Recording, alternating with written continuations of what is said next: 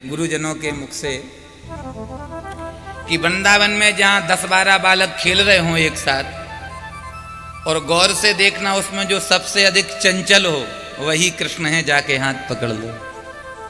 आज भी ठाकुर जी वृंदावन में विहार करते हैं, घूमते हैं। आज भी लोगों को ठाकुर मिलते हैं। कितनी कथाएं सुना दूं आपको। एक संत थे कुंभन दास जी, भगवान का भजन करते थे। एक दिन भगवान कुंभन दास जी के पास पहुंचे और बोले, बाबा। कुंभन दास जी बोले, जय जय, आप कैसे? तो ठाकुर जी रात को बोले, बाबा मुझे बहुत जोर की भूख लगी, अभी कुछ खिलाता हूं। बोले, ना है ना है, बहुत दिन से मैंने चोरी ना करी। क्यों?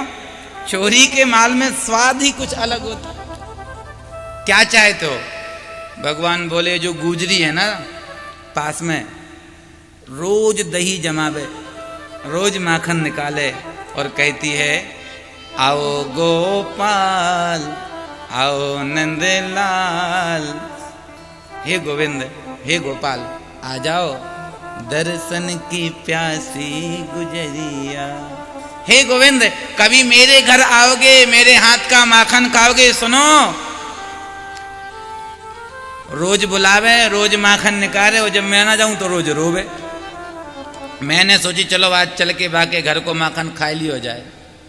तो आज ठाकुर जी गए हैं और दिन में रात्रि में ठाकुर जी कुंभन दास जी के साथ में गए और बेचारी जो गुजरी थी, ग्वालिन थी, रात्रि में अपने दरवाजा बंद किए सो रही थी। कुंभन दास जी बोले, लो दरवाजा बंद है। तो ठाकुर जी बोले, कोई बात नहीं, चलो छप्पर पे ऊपर चढ़ते हैं। अब ठाकुर जी छोटे से हैं तो कुंभन दास जी से कहा, मुझे कंधे पर बिठा रहो। कुंभन दास जी ने भगवान को कंधे पर बिठाया। भगवान छप्पर ऊपर चढ़ गए।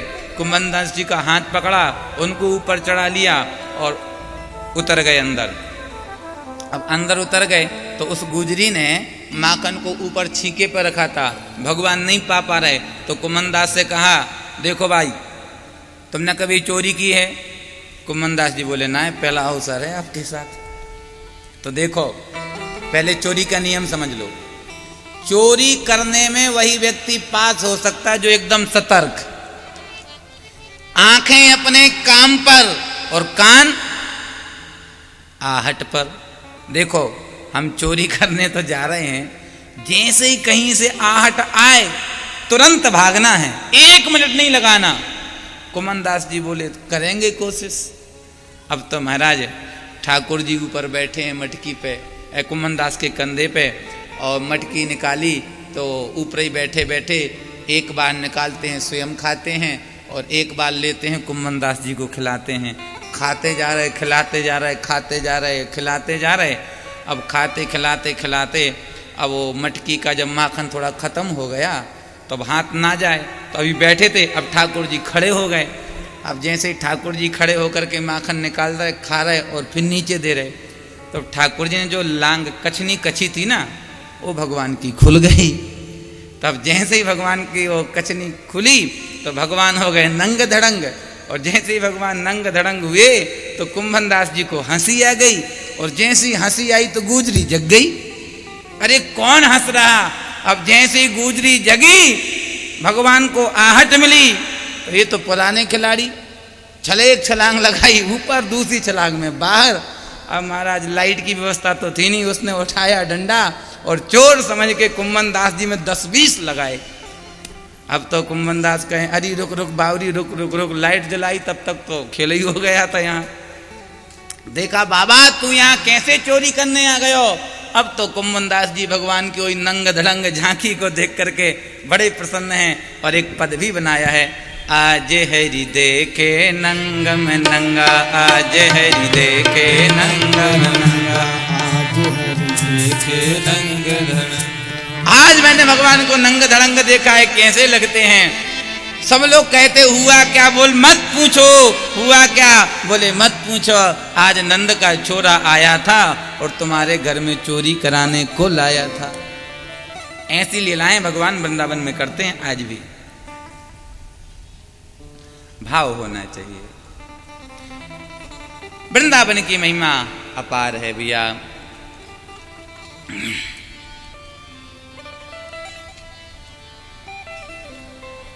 और देखो भैया, एक बात और ध्यान से सुन लो। बताओ, वृंदावन जाने की किस किस की इच्छा होती है? सबकी। मुझे नहीं लगता कोई नहीं होगा जिसकी इच्छा ना हो, है ना? तो वृंदावन कब पहुंच पाओगे? जब राधा रानी की कृपा होगी। बिना किशोरी जी की कृपा के एक कदम भी आप ब्रज में नहीं रख सकते हो। एक रात की तो बहुत दूर की बात है। बिना राधा रानी के कृपा के ब्रज में वास, वृंदावन में रहना मुश्किल है। इसलिए भैया, राधा रानी को मनाओ, कन्हैया तो अपने आप मान जाएगा। हमारे वृंदावन के संत कहते हैं क्या?